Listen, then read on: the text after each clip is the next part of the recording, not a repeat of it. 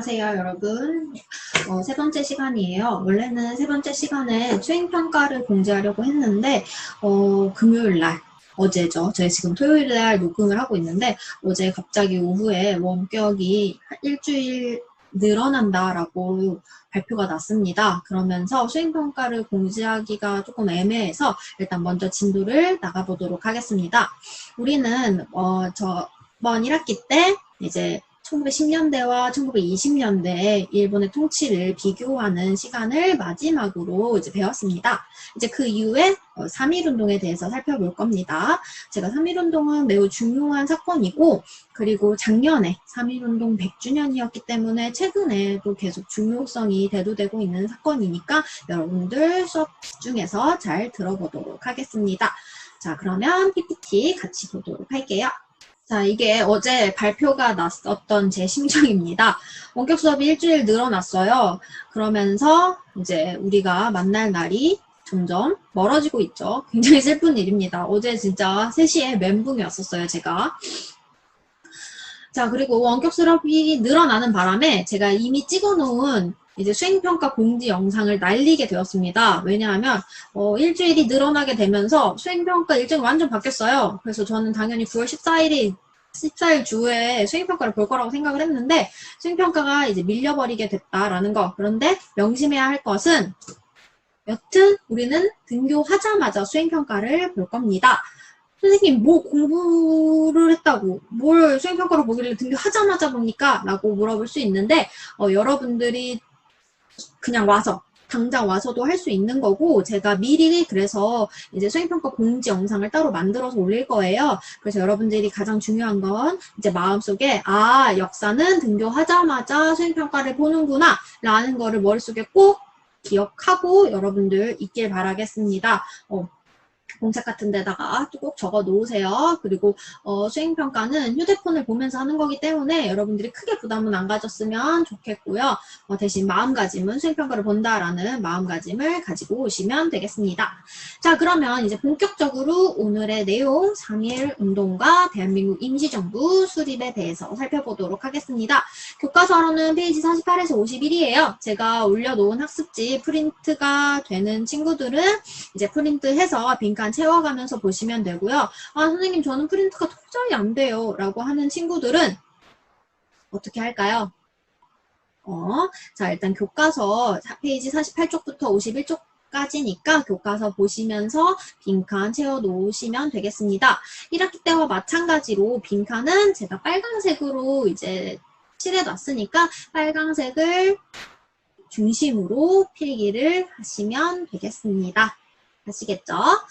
자, 그러면 같이 한번 보도록 할게요. 오늘의 수업 목표 한번 보도록 하겠습니다. 오늘의 수업 목표는 3.1운동의 전개 과정과 의의를 말할 수 있으셔야 됩니다. 그리고 3.1운동이 우리 사회에 가까이 있음을 느껴보는 시간을 가지도록 할게요. 그리고 세 번째는 3.1운동 이후에 만들어진 대한민국 임시정부의 활동들에 대해서 살펴볼 거고요. 네 번째, 독립운동이란 무엇일까? 생각해보는 시간 가져보도록 하겠습니다. 자, 먼저 생각해보기 한번 볼게요. 우리 거기 출발하기, 학습지 맨 위에 출발하기에 나와 있죠. 1910년대에서 1920년대로 넘어가면서 일본의 식민지배 정책이 바뀌게 된 계기가 무엇일까요? 라고 제가 1학기 때 알려드렸습니다. 무엇이었나요? 그렇죠. 바로 오늘의 수업 주제인 3.1운동입니다. 그럼 도대체 3.1운동이 어땠기에 일본의 마음을 이렇게 바꾸게 되는 계기가 되었는지 같이 한번 살펴보도록 하겠습니다. 생각해보기 하나만 더 같이 볼게요. 자, OX 퀴즈입니다. 안산, 우리가 살고 있는 안산에서도 3.1운동을 했다. OX. 네, 그렇죠? 했으니까 물어봤겠죠. 네, 했습니다. 자, 그렇다면 안산 어디에서 3.1운동이 가장 먼저 시작되었을까요? 보기가 5개가 있어요. 1. 우리 학교 근처인 중앙역 근처. 2. 한양대 근처. 3. 안산역 근처. 4. 안산시청 근처. 5.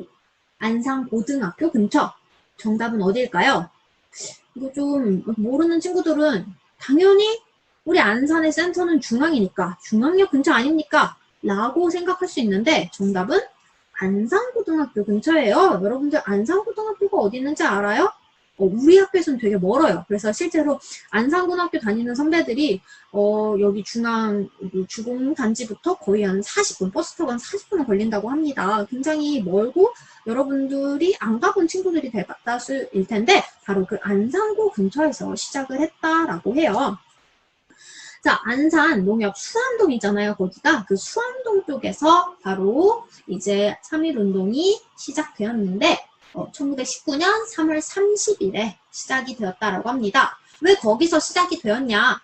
지금은 안산의 중앙역이 중심가이기는 하지만 예전 같은 경우는 그 수암동 지역이 번화가로 면사무소나 경찰이나 학교 이런 것들이 밀집되어 있었다라고 해요. 그래서 거기에 안산초등학교가 있는데 그 안산초등학교가 무려 100년이나 된 학교라고 합니다. 그래서 거기를 중심으로 이제 사람들이 많이 모이는 장날에 약 6,000명의 군중이 모여서 이제 3.1운동이 진행되었고 그 중에 주모자로 몰린 이 6분이 재판을 받았던 기록이 남아있다라고 해요. 우리가 3.1운동 하면 솔직히 유관순 이렇게만 떠올리는데 사실 유관순이라는 인물은 우리에게는 막 엄청 먼 인물이잖아요. 그분은 천안에서 이제 독립운동을 했고 그리고 서울 이화 학당을 다니면서 이제 만세운동을 했던 거기 때문에 하지만 이제 우리가 가까이 살고 있는 이 안산에서도 독립운동이 일어났었다. 3.1운동이 멀게만 느껴지는 것은 절대 아니다라는 거 우리 같이 한번 느껴보는 시간 가져봤으면 좋겠습니다. 자, 그럼 본격적인 내용 같이 한번 시작해 보도록 할게요. 시작해보기 전에 한번 보도록 하겠습니다. 자, 여기 여러분들 보이세요? 안산고 그리고 국비고 있는 그 동네 그쪽에 보시면 여기에 비석거리 3.1운동 기념비라는 게 있습니다. 사실 여기가 제 출퇴근 길이에요. 제 출퇴근 길인데 저도 맨날 여기 한번 가서 이 비석 한번 직접 봐야지라고 말을 하는데 실제로 운전하다가 중간에 불법 주차로 걸릴까봐 사실 주차를 해서 내리기가 조금 어려워요. 그래서 다음에 여기가 수암동 가는 길이거든요. 그래서 수암동 갈 때 한번 가보려고요. 여러분들도 한번 꼭 가보시길 바랄게요. 안산은 생각보다 굉장히 많은 이러한 역사 유적지가 있어요. 되게 좋은 동네니까 여러분들이 한번 코로나가 끝나면 여러 군데 가보는 시간 가졌으면 좋겠습니다. 자, 그럼 본격적으로 이제 3.1운동에 대해서 살펴볼 겁니다. 3.1운동이 어떻게 이제 시작되게 되었냐, 배경부터 같이 한번 살펴볼 겁니다. 자, 여러분들 1918년 11월 10일 이 날이 무슨 날인지 아시나요? 우리는 지금 11월 10일 하면 빼빼로데이냐 이렇게 얘기를 하는데 1918년 11월 11일 지금으로부터 약 100년 전에 바로 세계 1차 대전이 종전한 날입니다. 종전한 날. 자, 이렇게 세계 1차 대전이 종전하고 나서 이때 당시 미국의 대통령이었던 윌슨 대통령이 민족 자결주의라는 걸 발표를 하게 됩니다. 자, 민족 자결주의라는 건 뭐냐면 우리가 생각하는 자결, 스스로 죽는 거? 라고 생각을 하는데 여기서 말하는 자결이라는 건 각 민족이 정치적 운명을 스스로 결정할 수 있는 권리가 있다라는 주장입니다. 이게 전 세계적으로 퍼졌어요. 이 말을 들은 우리나라 독립운동가들의 마음이 두근두근하기 시작하죠. 그래, 우리 민족의 운명은 우리가 결정하는 거야. 일본이 결정하는 게 아니란 말이야. 그러니까 우리 독립해야겠어. 라고 이제 생각을 하게 됩니다. 근데 여기서 독립운동가들이 빠뜨렸던 중요한 내용이 뭐였냐면 이 원칙은 1차 세계대전의 패전국의 지배를 받았던 식민지 민족에게만 해당되는 거였어요. 자, 그럼 1차 세계대전에 일본은 승전국이었을까요? 패전국이었을까요? 네, 아쉽게도 1차 세계대전에서는 일본이 승전국이었습니다. 우리가 흔히 알고 있는 일본이 원자폭탄 맞은 건 2차 세계대전이고요. 1차 대전에서 일본은 승전국이었다. 그렇기 때문에 사실 우리나라는 해당하지 않았던 것이겠죠.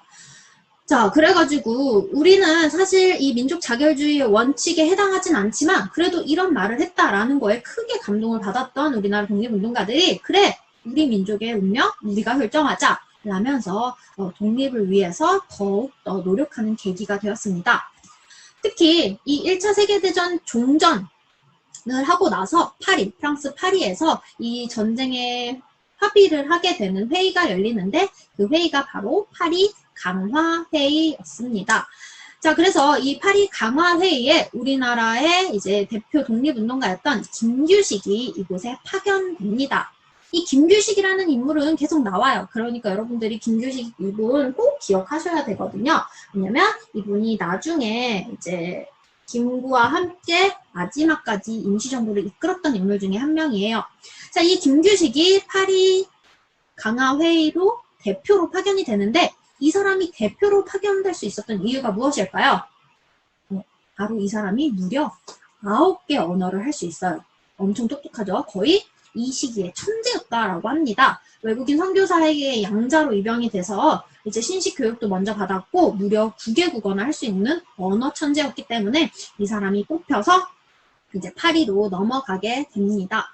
네, 이때 많은 독립운동가들이 이제 도움을 주었다라고 해요. 그 중에 대표적으로 여운형 선생이 도움을 줬다라고 하는데 제가 이회영 선생 다음으로 좋아하는 독립운동가가 여운형 선생이에요. 이제 그분에 대해서는 나중에 또 얘기할 기회가 있겠죠. 네. 자, 그래서 이 파리 강화회의로 가서 우리의 독립을 전 세계에 알리겠다. 우리도 독립해야 된다는 걸 알리겠다라는 그러한 일이 벌어지게 됩니다. 자, 이것에 크게 감동을 받았던 당시 도쿄에서 공부를 하고 있던 유학생들 역시도 독립을 위해서 이제 움직이기 시작을 합니다. 상하이의 파리 강화회의 파견을 들은 이 동경의 유학생들이 동경에 있는 YMCA 그 어떤 건물에 모여서 약 600여 명의 학생들이 2월 8일에 독립선언을 외쳤다라고 합니다. 그때 당시에 이제 주도자가 바로 여기 계시는 최파룡 선생이에요. 여기 눈이 약간 찢어진 분, 최파룡 선생이고요. 저기 나와 있는 여러 명의 사진이 그 28 독립선언서의 주도자들이었다라고 합니다. 이 사진의 요 분이 바로 최파룡 선생님이었다라고 해요. 약 600여 명 중에서 이제 주도자들은 감옥에 갇히게 되고요. 그 600여 명 중에 약 절반 정도는 국내로 귀국을 하여서 이제 3.1 만세운동에 참여했다라고 해요. 그 대표적인 인물이 여기 나와 있는 김마리아 선생님이에요. 이 김마리아라는 이 여성 독립운동가가 이때 작성했던 28 독립선언서를 기모노를 입고, 기모노 같은 경우는 여기가 뭐 이게 팔이 되게 길거든요. 그래서 여기다가 독립선언서를 띄어서 몰래 국내로 반입을 시켰던 그러한 독립운동가였다라고 합니다. 굉장히 고문도 많이 받으시고 그럼에도 불구하고 독립운동을 했던 여성 독립운동가입니다. 여러분들이 기억하시길 바라겠습니다. 자, 이러한 상황 속에서 뭔가 이제 외국에서는 상하이나 일본이나 독립운동을 막 준비하고 있는 이 상황에, 이 중요한 상황에 갑자기 고종이 죽어요. 고종이 이제 약 60대 정도 됐는데 그래도 굉장히 건강한 상태였는데 갑자기 죽었다라고 해요. 그래서 사람들은 고종이 독살당한 거 아니냐, 왠지 이제 그렇게 상하이랑 일본에서 사람들이 독립운동을 막 준비를 하니까 갑자기 일본이 고종을 죽인 거 아니냐라는 그러한 썰이 굉장히 많이 이제 돌아다니게 되고요. 아무래도 대한제국의 초대 황제이자 사실 그 다음 왕이었던 순종은 아무런 역할을 하지 못한 상태였기 때문에 어떻게 보면 고종이 조선의 마지막 왕이자 대한제국의 초대 황제예요. 그러니까 이 고종이 죽은 것을 이제 전 국민이 알고 이분의 장례식을 보기 위해서 이제 지방에서도 많은 이제 국민들이 서울로 상경을 했다라고 해요. 이때 서울에 한 10만 명 정도가 이제 막 모여있던 상태예요. 아무래도 사람이 많이 모여있는 날이다 보니까 이날을 기점으로 우리가 그러면 다 같이 시위를 해보자 라고 이제 국내에서도 슬슬 움직임을 가지게 됩니다. 고종의 장례식이 3월 3일이었기 때문에 이 때를 기점으로 사람들이 서울에 굉장히 많이 모일 거라고 예측을 하고 그때를 기점으로 우리 그러면 다 같이 시위를 해보자 라고 이제 계획을 세우게 됩니다. 그 계획을 세웠던 대표적인 사람들이 이제 종교계 사람들과 학생들이었다라고 해요. 자, 그래서 그 종교계 인물들이 이제 민족대표 33인으로 이제 구성이 됐어요. 그래서 독립선언서를 작성을 하고 이제 딱 3월 1일이 되자 독립선언서를 낭독을 합니다.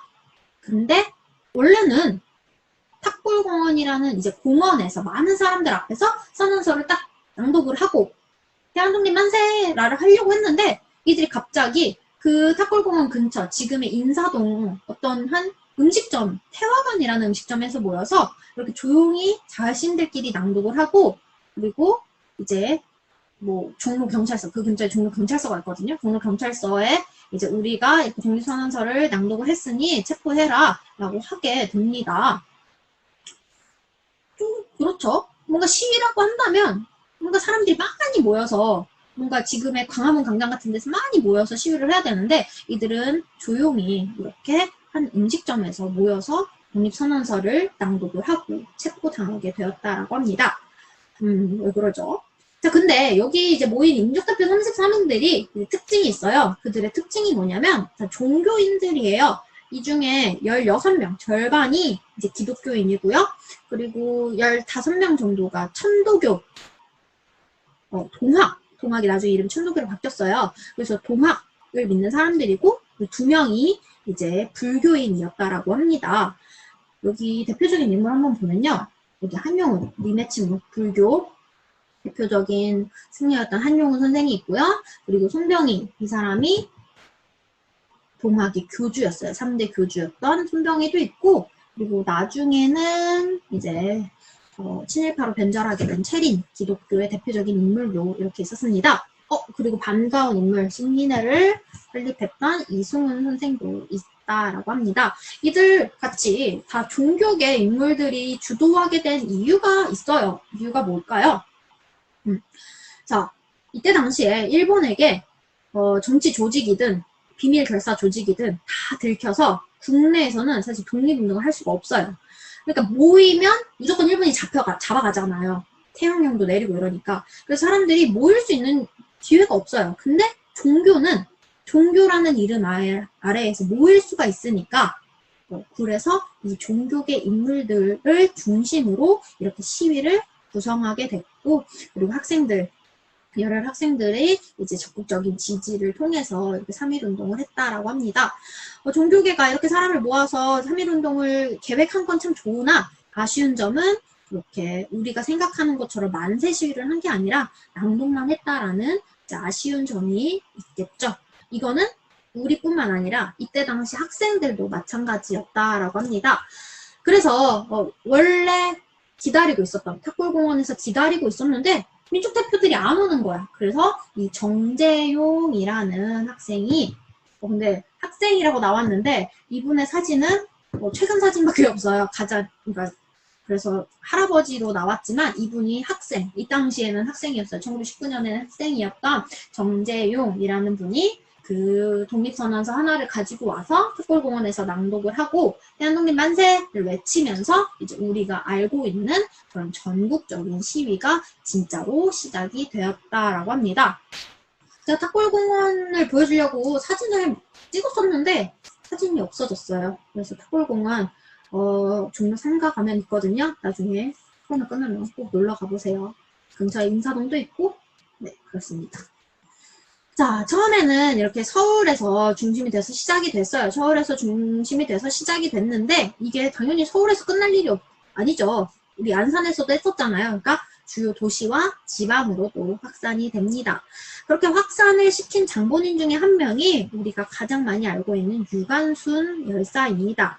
유관순 열사는 원래 서울 중심가 정동에 있는 이화학당을 다니던 학생인데 이 서울에서 3.1운동이 막 확산이 되니까 학교가 학교가 이제 문을 닫았어요. 학교가 문을 닫아버리니까 학교도 안 다니는데 어떻게 집에 가자라고 해서 이제 천안 자신의 고향으로 내려가게 됩니다. 그래서 이제 서울에서 했던 그 만세운동을 자기 지방 고향 사람들에게도 알리면서 이제 천안에 이제 장이 섰을 때 이 유관순이 주도를 해서 만세 운동을 하게 됩니다. 근데 일본이 가만히 있지 않겠죠. 그래서 일본이 이 장에서 만세운동을 하는 사람들을 이제 막 총으로도 이제 막 쏘고 칼로 찌르고 이런 과정에서 유관순의 이제 어머니 아버지가 돌아가시게 됩니다. 당연히 눈앞에서 어머니 아버지가 돌아가셨는데 피껏 쏘시겠죠. 피가 거꾸로 쏟았겠죠. 그래서 유관순이 더 계속 이제 만세 시위를 하다가 결국에는 이제 감옥에 갇히게 되고 이제 5년형을 받았다라고 해요. 5년형을 받고 이분이 1년 지나고 나서 3.1운동 1주년에 감옥에서도 또 만세 시위를 한 거예요. 그렇게 감옥에서도 또 만세 시위를 하다가 결국에는 이제 감옥 안에서 고문을 받다가 순국하시게 됐다라는 거 알아주시면 됩니다. 여러분들 최근에 고화성 배우가 이제 열연했던 한거라는 영화를 보면 잘 나와요. 우리 나중에 같이 한번 보도록 하겠습니다. 아무래도 온라인 수업에서는 조금 저작권 문제 때문에 영화를 같이 보기가 어려우니까 이제 우리 분교하고 혹은 제가 또 지난 학기 말처럼 영상을 끌어다가 같이 한번 보도록 하겠습니다. 자, 이러한 상황 속에서 이제 농민, 노동자 계층에게도 이제 계속 확산이 돼요. 처음에는 지식인, 학생을 중심으로 이제 시작되었던 3.1운동이 점차 확산이 되면서 농민, 노동자 계층에게까지 확산이 됩니다. 일제에게 가장 불만이 많았던 계층은 어디일까요? 사실 일본에게 가장 불만이 많았던 계층은 학생도 아니고 지식인도 아니에요. 가장 많은 불만을 가졌던 계층은 사실 농민들입니다. 왜 그러냐? 1910년에 일본이 뭐 했어요? 토지 조사 사업을 했잖아요. 토지 조사 사업을 하면서 농민들 땅 뺏겼단 말이에요. 그러니까 농민들이 가장 일제에게 불만을 가져버리게 됩니다. 그러니까 이 농민과 노동자 계층은 일본에게 평화적으로 대할 수가 없는 거예요. 원래는 이 만세운동, 3.1운동은 비폭력으로 하기로 이제 다짐을 한 거예요. 그래서 그 민족대표 33인에게 왜 너네 탑골공원으로 안 나오고 왜 니네 태화관 음식점에서 너희들끼리 낭독하고 끝내냐 라고 물어봤을 때 유혈 사태가 날까봐 자기들이 여기 모여서 했다라고 얘기를 하는데 그만큼 처음 시작은 비폭력이었어요. 근데 이제 농민들은 참을 수가 없죠. 얘네들도 우리한테 총을 쏘고 칼을 쏘는데 우리 가만히 있을 수가 없잖아요. 그러면서 점점 시위가 과격하게 되면서 폭력 시위로 발전을 하게 됩니다. 서로 이제 죽이고 죽고. 근데 당연히 물론 우리가 더 많이 당했겠죠. 일본은 총칼을 들고 있으니까. 이런 과정 속에서 일본은 학살 사건까지 벌이게 됩니다. 약 한 달 정도 지난 시기에 제암리라고 하는 곳, 지금으로는 경기도 화성시 향남면 그쪽에서 이제 제암교회라는 곳에다가 일본인들이 우리나라 국민들, 백성들을 모아놓고 무자비하게 총질을 해요. 그리고 거기서 나오려고 하면 또 죽이고, 그리고 거기서 총을 피해 살아남는 사람들한테는 불을 지피고, 그래서 결국에 그 지역, 제암리가 쑥대밭이 되는 일이 벌어지게 됩니다. 이거는 사실 만세 시위 한다고 학살을 할 것 같지는 없잖아요. 근데 이렇게 무차별하게 이렇게 우리 주민들을 학살하는 일이 벌어지게 되고 그 일대를 다 또 불태워서 이렇게 여기 사진 보시면 불탄 집 같은 것이 남아 있습니다. 이러한 사건이 묻힐 수 있었어요. 왜냐하면 일본이 흔적을 남기지 않기 위해서 그 지역을 다 불태우고 사람들 다 죽였거든요. 근데 여기 나와 있는 이 외국인의 이름이 스코필드라고 해요. 우리나라 말로 하면 스코필이라고 하는데 이 스코필스라는 이 선교사가 이것을 보고 사진으로 다 남겨놨기 때문에 우리가 제암리 학살 사건을 기억할 수 있었다라고 합니다. 그래서 이 스코필드는 외국인 최초로 우리나라 현충원에 안장된 인물이라고 합니다. 자, 그래서 제암리 학살 사건에 대해서 같이 한번 보면은 여러분들 거기 학습지 뒷장에도 제가 그 글은 적어놨어요.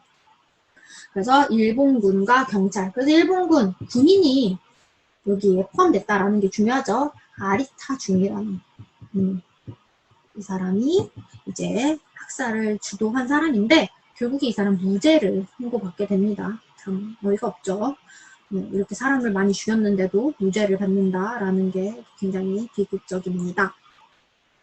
그래서 이제 23명이 죽었고 일제는 여기에서 그치지 않고 주변 마을도 습격하여 많은 사람들을 살상했다. 이런 사건들까지 있는 굉장히 처음에는 비폭력으로 시작했으나 결국에는 폭력과 이런 학살로 끝나게 된 것이 3.1운동이다 라는 거 여러분들이 기억하시면 되겠습니다. 자, 3.1운동이 왜 이렇게 중요하냐. 여러분들 작년에 굉장히 떠들썩했어요. 그래서 작년이 3.1운동 100주년이어가지고 우리 학교에서도 실제로 상하이로 답사를 간 친구들이 있습니다. 저는 누군지 알아요. 지금 3학년 학생들인데 작년 2학년이었던 2명 여학생 남학생이 상하이에 갔다 왔는데 나도 진짜 가고 싶었는데 저는 안타깝게 못 갔지만 그렇게 이제 3.1운동이라는 사건이 굉장히 많은 행사를 할 만큼 중요한 사건인데 왜 그렇게 중요하냐? 여기서 의라는 게 중요성이라고 보시면 돼요, 여러분들. 중요성. 왜 그렇게 중요하냐? 이념, 계층을 넘어서 전 민족적으로 한 한일운동이었기 때문입니다. 솔직히 신분제는 없어졌지만 뭐 잘 사는 부자가 있고 평민이 있고 그리고 천민 취급받는 사람들도 있고 아직까지도 여전히 있는데 그 사람들이 그런 것들을 가리지 않고 다 함께 힘을 합쳐서 독립운동을 했다라는 거예요. 특히 여기 사진 보시면 여성들이 있잖아요. 어떻게 보면은 가장 약자였던 여성들까지도 특히 이 사람들이 직업이 뭐냐면 기생이에요. 천민 취급을 받았던 기생들마저도 나라를 위해서 이렇게 만세 시위를 벌였다라는 게 굉장한 의미가 있는 사건이라는 점 기억하시고요. 그리고 두 번째, 우리가 1학기 때도 배웠던 거죠. 일제의 통치 방식이 무단 통치에서 문화 통치로 바뀌게 되었다. 이때 깨달은 거죠. 일본은 조선인은 때린다고 순응할 사람들이 아니구나. 그러면 새로운 전략을 짜서 지배를 해야겠구나 라는 생각을 가지게 된 계기가 되었고 이로 인해서 1920년대에는 통치 방식이 바뀌게 되었다라는 거 우리 예전에 배웠습니다. 그리고 세 번째는 중국과 인도 이런 나라들도 식민 지배를 받고 있었어요. 누구의 지배를 받았냐? 인도는 대표적인 영국의 식민지였고 중국 같은 경우는 땅덩어리가 크다 보니까 여러 나라가 분할해서 지배를 하고 있었던 상태예요. 그래서 어디는 영국, 어디는 일본, 어디는 독일, 어디는 프랑스 이렇게 여러 나라들이 지배하고 있는 상황이었어요. 그래서 이러한 중국과 인도에서도 독립운동을 하게 되는 계기가 되었다라고 합니다. 특히 중국의 5.4운동이라는 거에 영향을 주고요. 인도의 대표적인 독립운동가였던 네루에게 큰 영감을 주었다라고 합니다. 이 네루라는 사람이 이제 옥중에서 감옥에서 자신의 딸에게 쓴 글인데 한번 글을 보면은 그러니까 지울게요. 딸한테 뭐라고 얘기를 하냐 보시면요. 일본은 처음 얼마간 개혁을 하였으나 곧이어 본 뜻을 드러냈고 조선 민족은 항일 독립투쟁을 줄기차게 계속했다. 그 중에서 중요한 것은 1919년 독립 만세운동이었다. 조선의 청년들은 맨주먹으로 적에 대항하여 용감히 투쟁하였다. 젊은 여성과 소녀가 투쟁에 중요한 역할을 하였다는 것을 듣는다면 너도 틀림없이 깊은 감동을 받을 것이다. 라면서 자신의 딸에게 편지로 쓰게 됩니다. 우리에게 인도는 굉장히 먼 나라인 것 같지만 사실 이때는 인도는 영국의 식민지 그리고 우리나라는 이제 일본의 식민지로서 굉장히 동질감을 많이 가졌던 나라였습니다. 대표적으로 인도의 독립운동가 간디 여러분들 잘 아시잖아요. 그 간디와 함께 독립운동을 이끌었던 사람이 바로 이 네루라는 사람입니다. 이렇게 해주세요. 자 그리고 이제 중요한 내용 그렇죠. 바로 뒤이어서 배워볼 대한민국 임시정부 수립에 큰 영향을 미쳤다라고 합니다. 이게 대한민국 임시정부의 처음 청사의 모습이고요. 그리고 대한민국 임시정부를 마지막까지 이끌었던 김구 선생의 모습입니다. 자, 여기까지가 이제 3.1운동에 대한 내용이고요. 우리 뒤이어서는 이제 3.1운동의 결과로 세워진 대한민국 임시정부에 대해서 살펴보도록 하겠습니다. 자, 그럼 일단 여기서 끊고 다음 영상 진행해 보도록 할게요. 안녕!